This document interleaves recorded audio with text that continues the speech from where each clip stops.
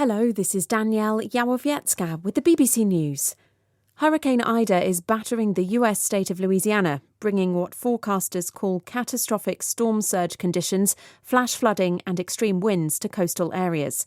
More than 700,000 people are without power as Ida moves inland, with winds of up to 200 kilometres an hour.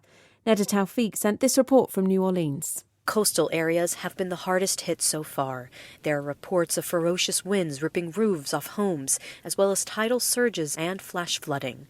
Officials warn some of those areas may be uninhabitable for weeks.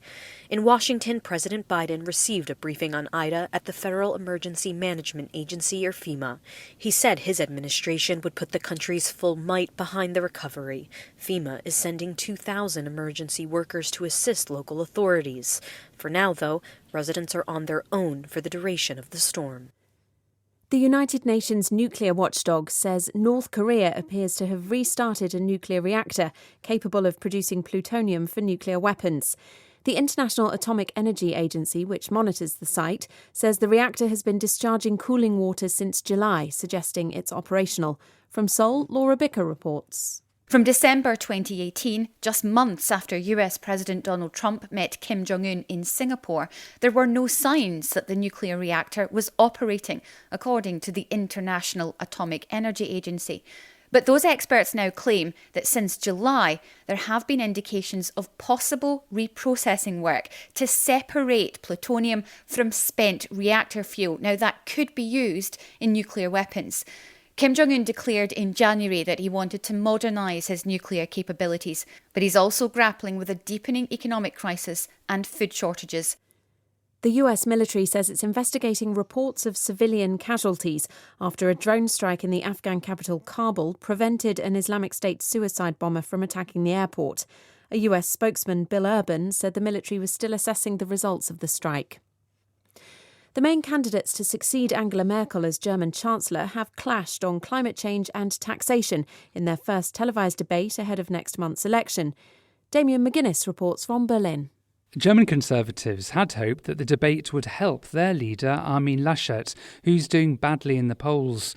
But he found himself under attack from the Green candidate Annalena Baerbock, who slammed the Conservatives' record on climate change. And according to a survey taken after the event, viewers say that Mr. Laschet was the least convincing of the three candidates. Instead, according to the poll, centre-left SPD candidate Olaf Scholz won the debate. He's the current finance minister.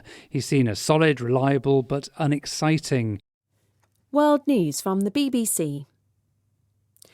The Chilean president, Sebastián Piñera, has defended his decision to issue a decree claiming a large swathe of the ocean, extending almost 400 kilometres from the southern tip of the continent. Argentina accused Chile of encroaching into its territorial waters and trying to seize part of the continental shelf. Mr. Piñera said his country was only trying to exercise its rights in the area.